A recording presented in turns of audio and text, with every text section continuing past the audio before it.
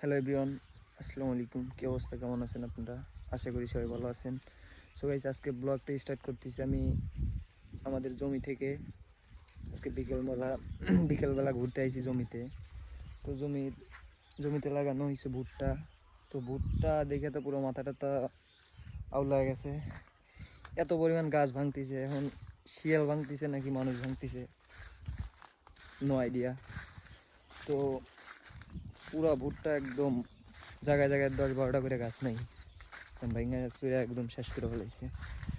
এই সাইডগুলো দিয়েও একদম এই ভিতর বিলে আরো বেশি ভাঙছে। এই ভিতরে পুরা গাছ মাছ ভাঙে একদম জড়ায় ফেলাইছে।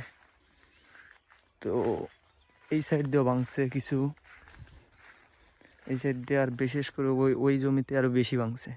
ওইখানে নিম্নে 10-15টা গাছ আমি একসাথে গুছায় থুইছি। আর এই সাইড দিয়ে কিছু ভাঙছে, এই সাইড দিয়েও কিছু ভাঙিয়ে থুইছে। তো এখানে তো শিয়াল আসতে পারবে না, এই জায়গায় জাল দিয়ে ঘিরা রয়েছে। একটা কথা হচ্ছে, এইখান দিয়ে যদি শিয়াল না আসতে পারে তাহলে শিয়াল এইখান দিয়েও তো ঢুকতে পারে না। আর বিশেষ করে এই জমিতে এইখানে আরো বেশি ভাঙছে। এই দেখেন, এই একটা গাছ ভেঙে দিছে, এটাও ভেঙে দিছে। এত বনা বনা গাছ ভেঙে ভেঙে থুয়ে দিছে। শালা মানুষ নাকি শিয়াল আল্লাহ জানে, কোনো কথা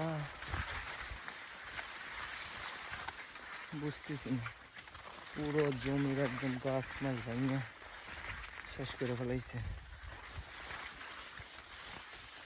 এই সাইডে ছিল যে এই সাইডে একখানে, এই জায়গায় একটা গাছ ভাঙছে, এই যে একটা ভেঙে থুইছে, এতগুলো গাছ ভাঙছে। এগুলো তো মনে হয় মানুষই ভাঙছে, তাছাড়া শিয়াল তো এসব গাছ ভাঙার মতো ইয়ে থাকে না, কারণ এখনো তো ভুট্টা আসে নাই, মাত্র তো গাছ। এগুলো যারা ঘাস কাটতে আসে হয়তো তারাই ভাঙছে। পুরা গাছ ভাঙা শেষ করে ফেলাইছে।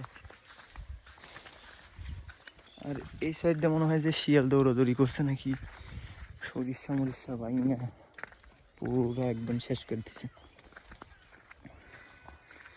এই সাইড দিয়ে পুরা বই,